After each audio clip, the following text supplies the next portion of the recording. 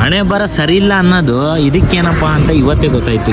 ನಾನು ಹೇಳಕ್ಕೆ ಇಷ್ಟಪಡ್ತೀನಿ, ಒಂದು 5 ಮಿನಿಟ್ಸ್ ಟೈಮ್ ಇದ್ರೆ ಈ ವಿಡಿಯೋ ಕೊನೆ ತನಕ ನೋಡಿ. ಜಗತ್ತಿನಲ್ಲೇ ದೊಡ್ಡ ಕಾಯಿಲೆ ಅಂದರೆ ರೇಬಿಸ್ ಅನ್ನೋದು ಒಂದು ಕಾಯಿಲೆನೂ ಇದೆ. ಯಾಕಪ್ಪ ಅಂದರೆ ರೇಬಿಸ್ ಕಾಯಿಲೆ ಬಂತಂದರೆ ಕೊನೆ ಸ್ಟೇಜು, ಅದಕ್ಕೆ ಯಾವುದೇ ಥರ ಟ್ರೀಟ್ಮೆಂಟ್ ಇಲ್ಲ. ಈ ವ್ಯಕ್ತಿ ಒಂದು ದಿವಸ ಹೋಗ್ತಿದ್ರಂತೆ, ಅಲ್ಲೊಂದು ಚರಂಡಿಯಲ್ಲೂ ನಾಯಿ ಬಿದ್ದಿತ್ತಂತೆ.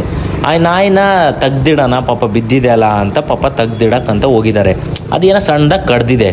ಆ ಕಡ್ದಿರೋದನ್ನ ಏನೋ ಕಡಿದ್ ಬಿಡು ಹೋಗ್ಲಿ ಅಂತ ಸುಮ್ಮನೆ ಆದ್ರಂತೆ. ಹೋಗ್ತಾ ಒಂದು ದಿವಸ ಗೊತ್ತಾಯ್ತಂತ ಅವ್ರಿಗೆ ರೇಬಿಸ್ ಕಾಯಿಲೆನೇ ಬಂದಿದೆ ಆ ನಾಯಿ ಕಡ್ದಿರೋದಕ್ಕೆ ಅಂತ.